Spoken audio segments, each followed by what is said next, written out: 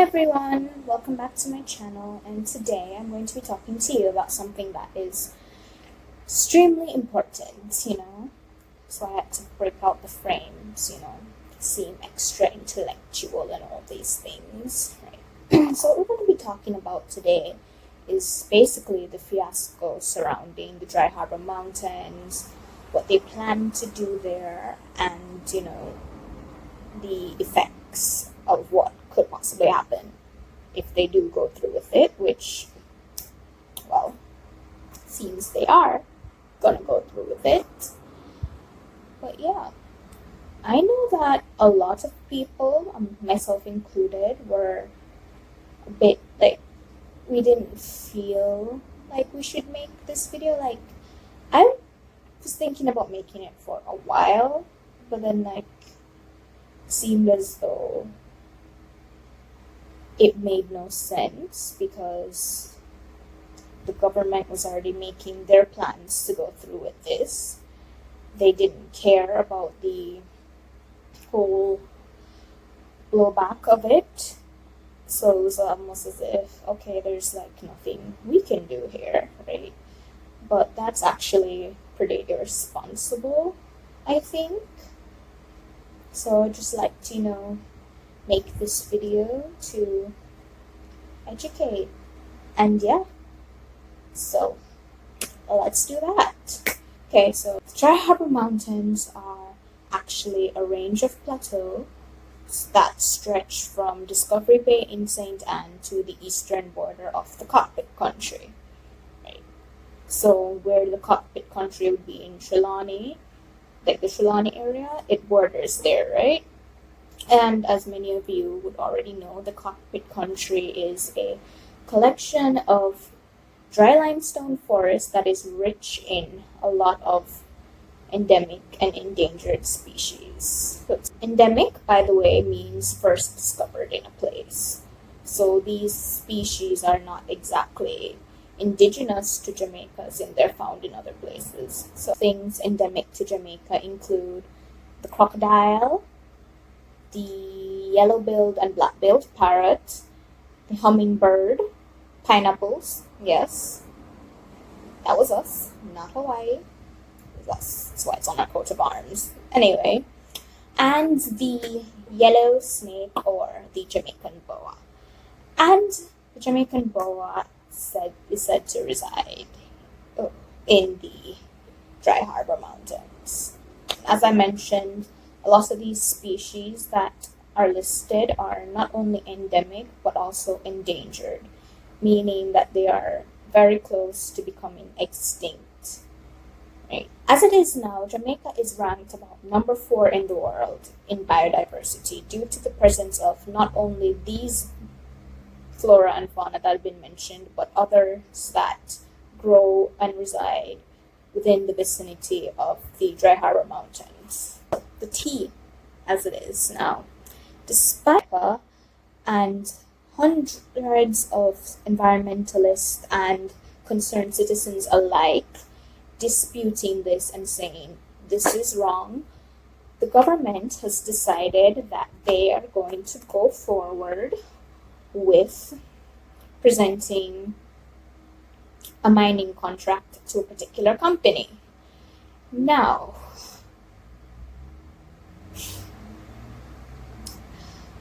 it would be very, very easy for me to get political here, but the issue of protecting our environment and sustainable development itself is far more than a partisan issue. So I'm not going to get very political, but I could if I wanted to.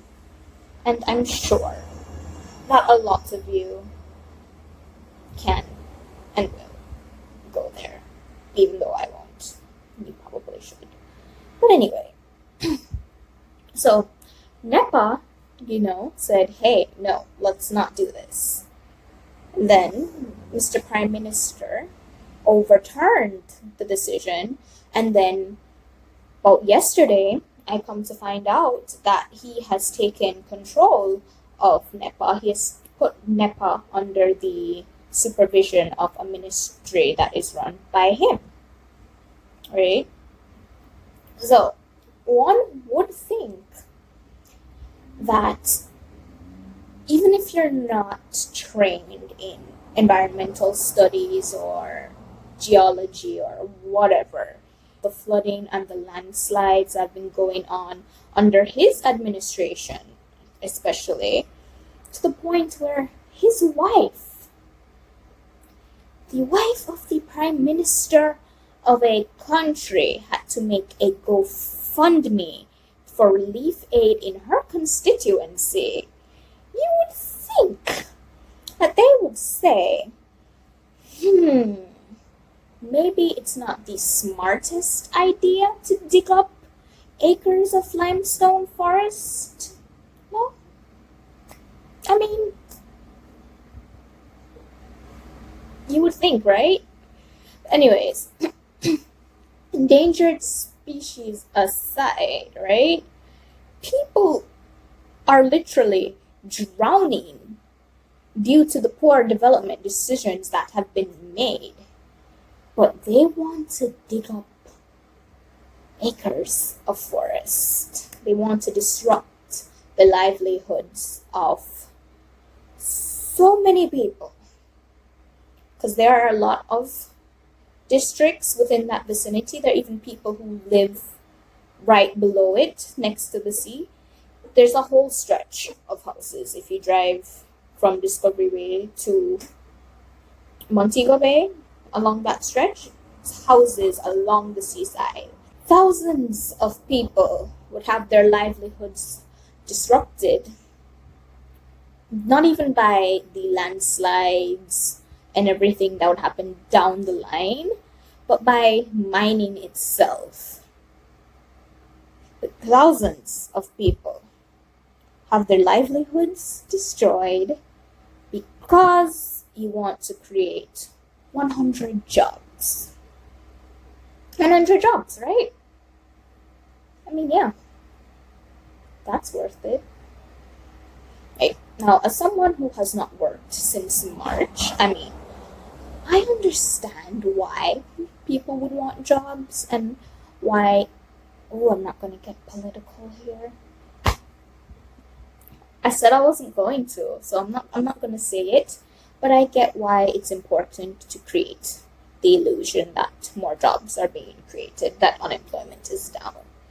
But at the cost of thousands of people's livelihoods, it's not worth it, right? Livelihoods that would be disrupted are not even the people who live within the vicinity. Just water is in the bottled water that we drink. And the tap water that comes out of our pipe is one of the cleanest in the world.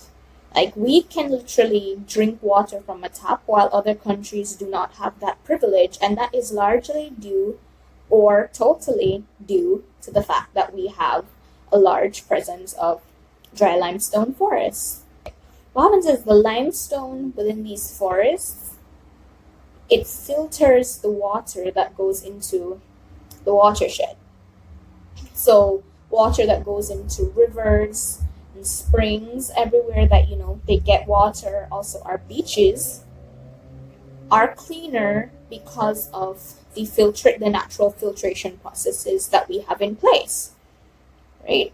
So, as I mentioned, let's forget about the snakes that live in the mountains. People don't like snakes, so yeah, let's forget about the snakes, right?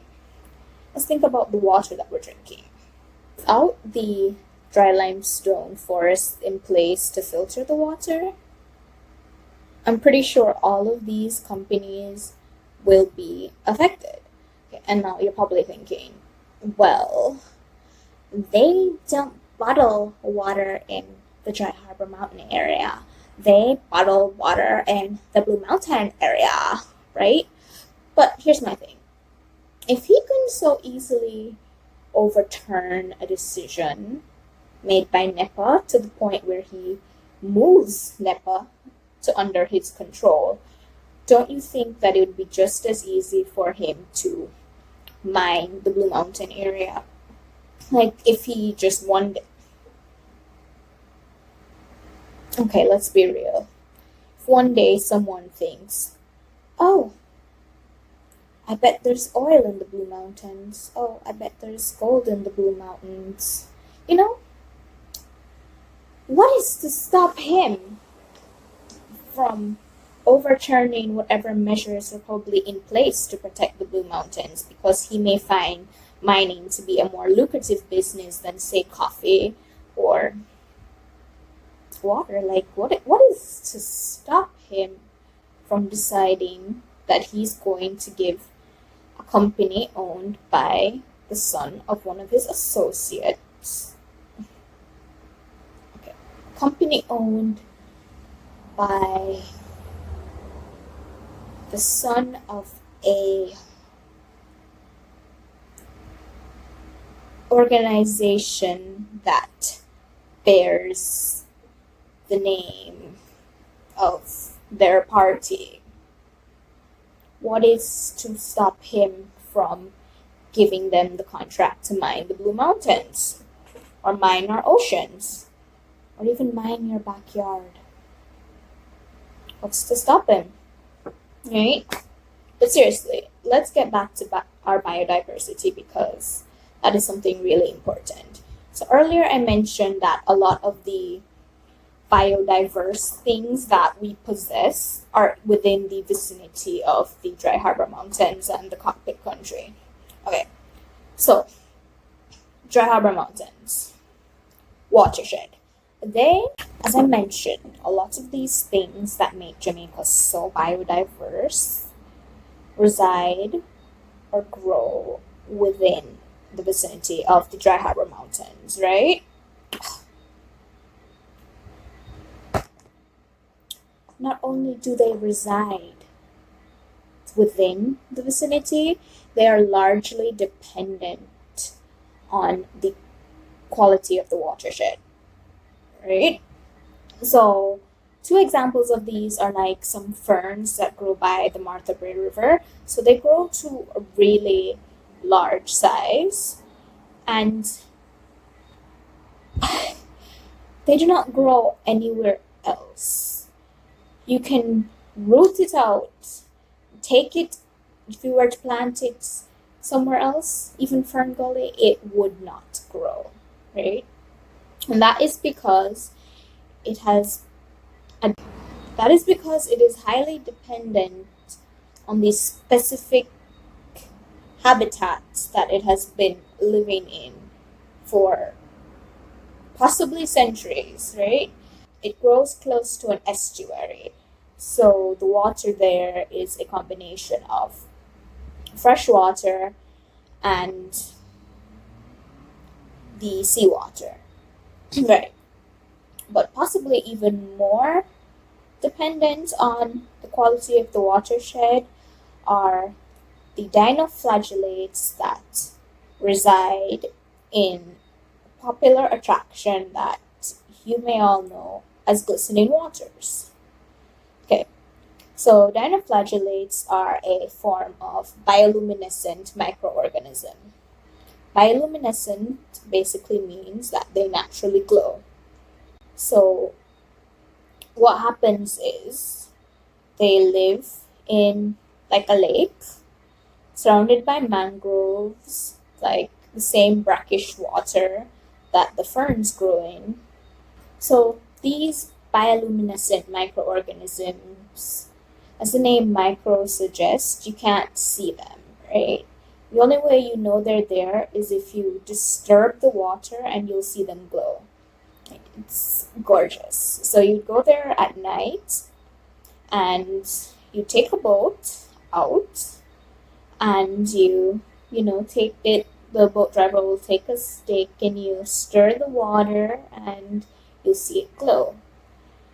Or, if you go swimming, you'll see it glow.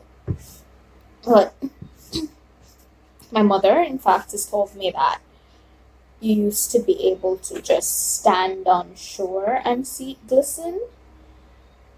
And the fact that you have to go out that far is shown that the population has largely decreased, possibly due to our own issues like pollution and all these things that end up in the water that is killing these dinoflagellates. And Jamaica is only one of the 4 locations in the world where these microorganisms can be found.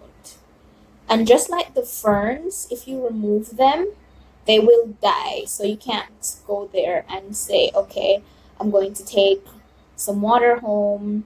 No, they will die, right? Because they are largely dependent on their environment, and they're very close to like mangroves, which are also very endangered here. By removing the filtration system that we have in place, we are further endangering a species that exists in one area of Jamaica and only 3 other areas in the world. Think about that. As a country and as a species itself, we do not do enough to take care of what we are presented with. Jamaica on a whole could benefit so much more from ecotourism. We put all our focus on luxury tourism. So we build these big hotels, and there's so many issues surrounding that, when really we could have been marketing ourselves better and saved so much money in the industry itself if we had refocused our tourism. In countries like Costa Rica, Costa Rica, by the way, is number 1 in the world for biodiversity. Costa Rica has such a strong ecotourism market that they make a lot of their money off of it. There are so many benefits to protecting and preserving our biodiversity. Our government is more concerned with the more obvious ways to make cash, right? If we had refocused our thinking, this whole debate wouldn't even be a question. Our natural resources are our most lucrative form of income. Ecotourism, you are basically just using what is already there to make money. You don't have to build a giant hotel for hundreds of millions of dollars, or it's destroying the environment, but we do it anyway. Wow, okay, so that rant kind of took a whole nother turn. Sorry about that. But anyway, back to the issue at hand. We, as a society, as a country, cannot allow this to happen. We cannot allow the mining of the Dry Harbor Mountains to take place. The consequences of mining are seen all over the country. The consequences of this decision will far outweigh the monetary reward that we're set to receive. You can see from the fact that the government launched a GoFundMe because of poor developmental choices. They had to launch a GoFundMe for relief. What's happening in those areas is just a sneak peek of what will happen if we allow this decision to go forth. We cannot, as a nation, allow the government's decision to fly. I know you're thinking, how are we supposed to stop this? Well, for starters, I'm going to be linking a petition down below.